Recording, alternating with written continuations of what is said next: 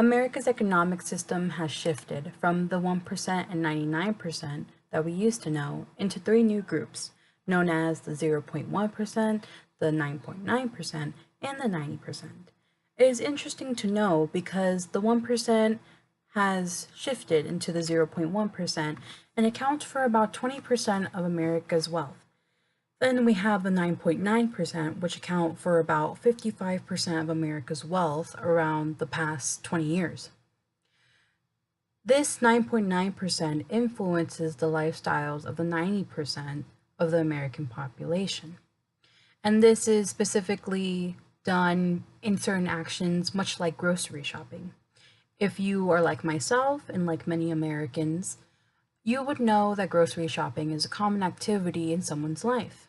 However, there is an unspoken truth that certain grocery items, such as milk, have a varied pricing due to their type, their brand name, their locality, and how healthy it is deemed to be.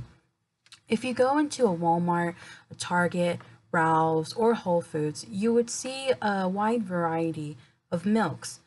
They don't just range from cows, but they can go from a variety of nuts and even hemp.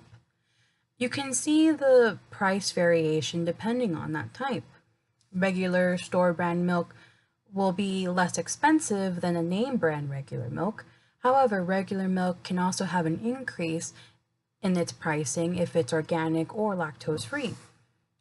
There is an issue with the availability and appeal of healthy fruits and vegetables to the 90% of the population. As health trends tend to increase, the lower class gets left behind, and healthy snacks such as apple or kale chips become unnoticed or unwanted because of its pricing. The food pricing on healthy and nutritious food is much higher, where the upper and high middle class can access these items, and the other 90% of the population have less access to these healthier foods. I will be presenting the argument that healthy and more nutritious foods are more expendable to the wealthy to higher middle class compared to lower middle or lower class citizens by milk price comparison and overall shopping behavior. First, I will use a different type of milk prices in Ralph's shopping market. First, we consider a regular gallon of milk, which costs about $2.89 per gallon. Then we have silk almond milk, which costs around $3.29 per gallon. And then we have the Califia almond milk, which costs about $3.99 per 1.4 liter jug, which is this one shown here. And it costs about $10.80 per gallon. This spike in prices comes in consideration for its milk type amongst regular store brand milk options and almond milk. Then in comparison against Silk brand and Califia, the brand name is considered here. Then I will explain the social, economic, and behavioral approach for purchasing food. In Keen, Burks, and Walker's 2010 article, it addresses that the issue of poverty plays out in economic barriers in accessing food.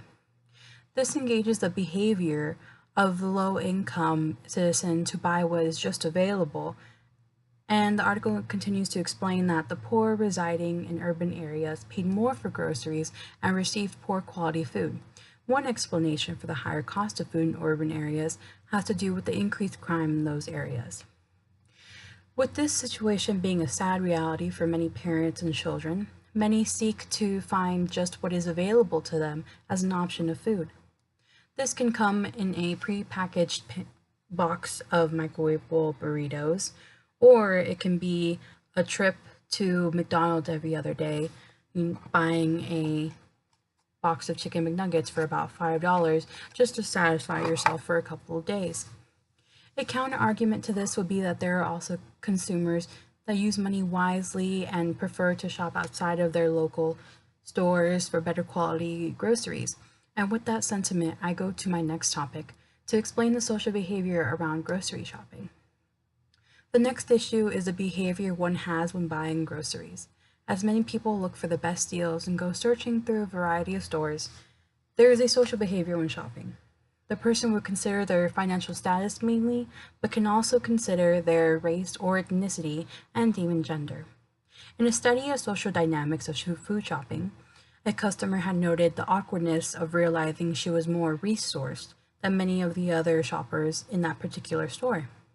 Whereas another participant, was deterred from shopping because the store could not process his family's social benefits. This feeling of belonging and not belonging in a certain area, such as a supermarket, causes many people to have a certain mindset when they consider the objects that remind them of a bigger picture. Some people believe that they aren't allowed to shop at a certain place with more healthier options because they will be seen as lower class or out of place when shopping. I know I have felt that way sometimes when I go shopping in a particular store as well. Some people can even go as far as avoiding certain foods, such as superfoods like kale chips or wheatgrass shots or kombucha, because they understand the connotation and message they don't want sending out, or feeling that they belong to a certain group when in fact they do not belong there. The points I make here are that there are many citizens of the lower and lower middle class that have these barriers that keep them away from healthier food options, both socially and economically. I believe that grocery shopping should be an activity based on what I can eat to help my body and be better. There are many options, many healthy options out there in grocery stores, and usually becomes a good experience for a family and for oneself. And I would like to shop without fear of judgment and financial concern. I want this message to stick with my audience when I say that there should not be judgment or exclusion to healthy food options and how we buy it. Healthy food makes us live long and do amazing things wherever we come from and no matter where we come from.